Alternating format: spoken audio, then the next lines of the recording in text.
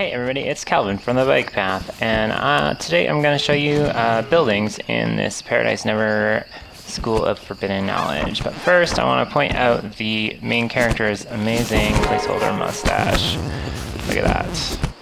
So, the buildings in Paradise Never are automatically generated. You can see some of them have a pretty simple shape. These ones are just square. Some of them are a little more complicated. This one, Hyar's house, has sort of like a plus sign sort of shape. But even the simple ones, you'll notice, have doors, and they can have windows and different styles of roofs. And as well, Yara's attacking. As well, the actual visual style of the buildings can change quite a bit. And they tend to be the same in each town, which is why most of these are the same. But you can see here's a little different style. So the buildings are something that I am working on right now, and I'm actually going to texture them because I think they will look way, way better. And I'll have to show you that in a future video. But for now, I would like to show you how the building generator works. So here we are in the building viewer, which is sort of like the NPC viewer that I showed you. It uses some of the same code. This is one particular building, and you can see if we click generate, it can produce all sorts of different types of buildings.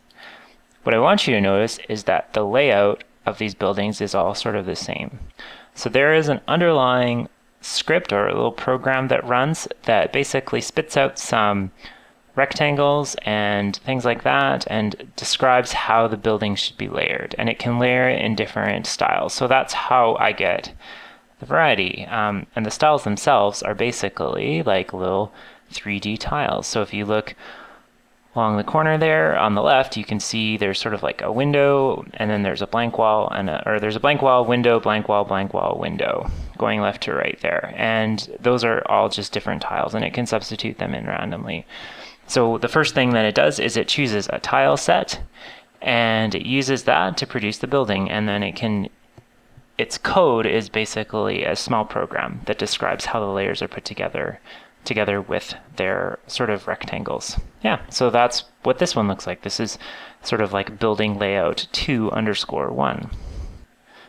And this is a little bit of a different building layout. This is 2_3. The last one was actually 2_2.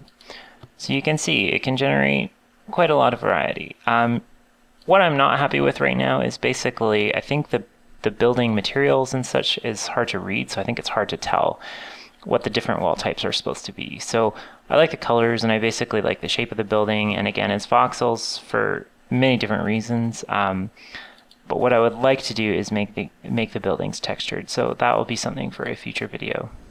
So yeah, so that's where we're at. Thanks for watching, and see ya next time.